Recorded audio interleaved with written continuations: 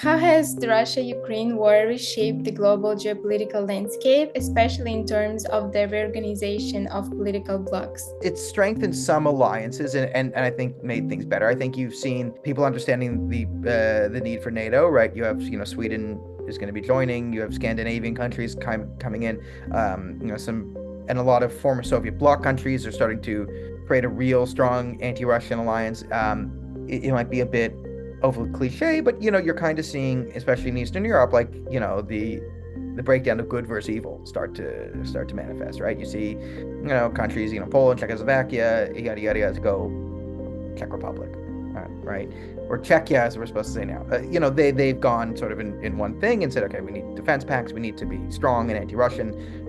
They grew up under communism, a lot of them, and they say, okay, there's an actual threat out here.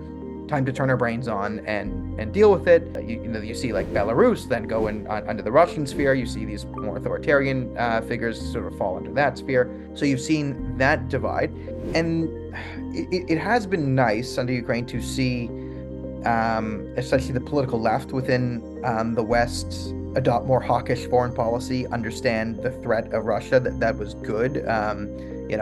Their response in 2014 was subpar in my in my estimation. The response in 2022 was much better. So you see a strengthening internal NATO military alliance, but you also see chaos brewing in the Middle East, where the Middle Eastern countries, especially those in the Gulf states, are a lot more skeptical of Biden, and for different reasons. It's not just Russia, Ukraine. It's more the Iranians and how they've dealt with that. You see they can't get a coalition together to fight the Houthis, but you're seeing the Gulf states sort of drift away from the West and American power. They signed you saw Saudi Arabia and Iran sign a fake peace deal by China. That was more just a slap in the face to Joe Biden from the Saudis' part, and a bit of a propaganda win for the other two. So there are some good alliances you're seeing, and the strengthening of NATO, that's very good, and the Western countries kind of coming together and realizing that's good. You're seeing some of the worst actors in Eastern Europe fall into the Russian sphere of influence, bad, and this causes stabilization. But I mean, you're also seeing the Biden-Obama foreign policy, Ukraine sort of where they're different. I mean, if they treated Ukraine like they treated everything else, the war would have been over right now. It'd be Russia.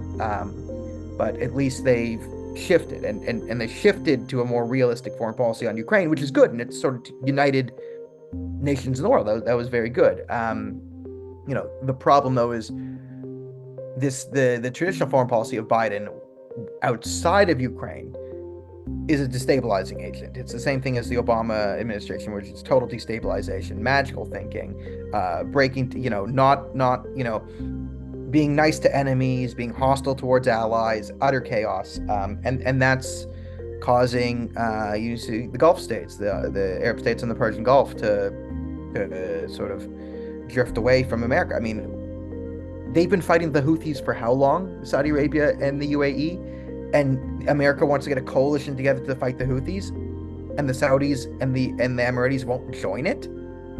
I mean, this is another disaster. I mean, you see what I mean. If you read, you understand why it fell apart. Because again, magical thinking. The United States wouldn't allow like the Spanish or the French or anyone else to make decisions. If they got fired on by the Houthis, they would have to call the Americans to fire back. For like, what are the rules of engagement here? Like, I thought we were going to fight the Houthis, but we're not going to fight the Houthis. We're just going to drive our ships around the Red Sea, not fighting the Houthis, and get attacked by them. Like, that was the plan. That was a crazy plan. Of course, no country would like consent to that. Oh, we're just going to put our military places in front of the Houthis, and if they start shooting at us, we'll have to call Joe Biden for permission to shoot back. No. And it fell apart. And again, if the Saudis aren't going to join the international coalition to fight the Houthis, where's global leadership going? Like, I mean, come on, guys. This is amateur hour.